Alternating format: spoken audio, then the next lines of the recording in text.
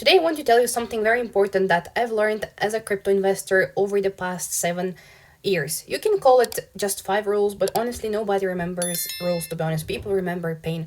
And I learned most of it, what I'm going to tell you now, through either watching pain or experiencing it. And if you can learn from me, I would be very grateful. Rule number one, and this one hit me pretty early. When I was at university, I had a friend who got into stocks at that time. One day he walked to me just like he unlocked a cheat code in life, to be honest. Phone in his hand, big smile, great energy. He was just so bright and so different. And he went, Sarah, this is it. This stock is going to the moon. This is what he told me. He came to me and he said that. I said, of course. What's the source? That was my first question. Like, where did you hear about it? Then he said TikTok. And I was like, TikTok University. PhD in, trust me, bro. Usually. The stock he was talking about was GameStop. You might know it, you might have heard of it, you might have even invested into it yourself. Now listen, he didn't just, said, let's just try it out. He put half of his rent money into it. Half of it. Not extra money, not savings, rent money. At first, of course, the stock went up, he was happy, and you probably know how people act when their project is up for 48 hours, right? Suddenly he's like Warren Buffett, giving advice, talking about we are so early, walking around like he owns the market. You probably have seen that with your own eyes. At some point, I even started asking myself, maybe he knows something or he understands something that I don't know, maybe I'm missing out. Then, after 48 hours, the stock dipped. And when I say the stock dipped, I don't just mean the chart itself, the red candles. His mood dipped. His confidence dipped. His entire personality entered a bear market, to be honest. He went from, we are going to the moon, to, Sarah, can I stay at your place if needed, if something happens? And that's when something hit me. If you need that money for rent, for groceries, your family, it doesn't belong to the market. Because if losing affects your life, you're not investing, you're purely gambling. Not just gambling, but you're also adding a lot of anxiety into the picture. You don't want that. That was rule number one, which I learned. Rule number two, on the other hand, this one I had to learn by myself through my own experience. There is a huge difference between trading and investing, and nobody explains this concept, properly. Investing is calm, it is boring, it is long term. Trading feels like a roller coaster. It is emotional damage. I used to watch these videos by myself, with the title, I quit my job, I made 7 figures or 6 figures, I started day trading, and I quit my job. And you would see those people who make this kind of, videos, always smiling, nice setups, clean desk, coffee at the side, Lambo in another picture, whatever. But they don't show you the 3 screens, the heart rate at 120, one bad trade ruining your entire day, or even staring at the candles like they are going to talk back to you.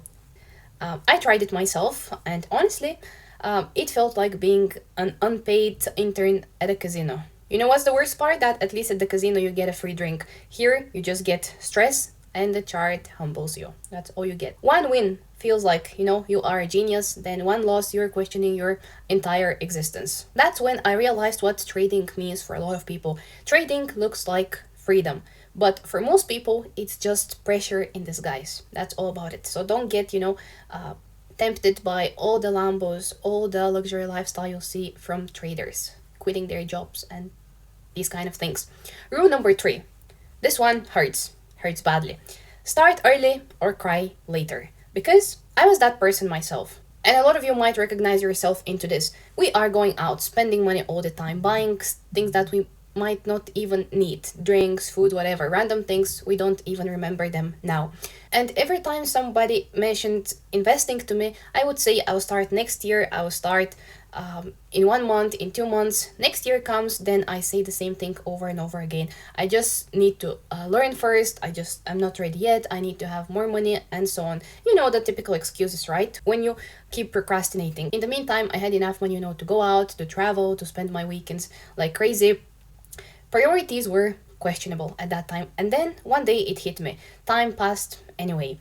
No matter what I did, time kept moving, and I realized something very important. If I had started earlier, even small, even those small steps, I would be so far ahead right now, already sitting probably at billions. That's when I understood starting early is not about money, it's about time. Time is the only thing in this entire game that you cannot buy back. Whatever you do, you can't buy back your time. Invested 20, you win. Invested 30, you still win. But delaying for no reason, that's where you lose even without realizing it. That's the only loss. Rule number 4. This one is boring, but it is extremely powerful. Invest in boring things because boring makes money. Everyone wants excitement, AI, tech, the next big thing, the 100x coin, and so on. Something that makes you feel, yeah, I'm different, I'm the one who discovered this, I'm the one who's gonna change the world, these kind of thoughts. Reality, most of the time, you didn't find the one you were looking for. You found stress, you found disappointment. Because those things move like a roller coaster in the markets. You're up 40%, you feel like a genius. You're down 60%, you're suddenly, long-term investor, you're cautious, and so on. The things that actually work, they move like a snail, slow, quiet, no hype. You won't feel like a superhero investing in it, but your bank account will be happy later. This is where the superhero shows up. So chasing all the time meme coins, feeling like a superhero, looking after the 100x coin is not going to make you money. It will actually cost you money. I know it's not sexy to invest into boring things, but it will get you to where you want to be eventually. Boring brings you money.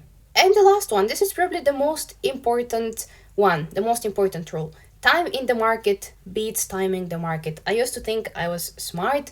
I wait for the perfect entry, I'll buy the perfect dip, I'll catch the bottom. Meanwhile, the market is just doing its own thing, ignoring me completely. So what happens? It goes up, I wait. It goes up more, I'm still waiting. Then I panic, I buy high. Probably recognize yourself into this as well. Then it dips again and I feel like I just donated my money to the market.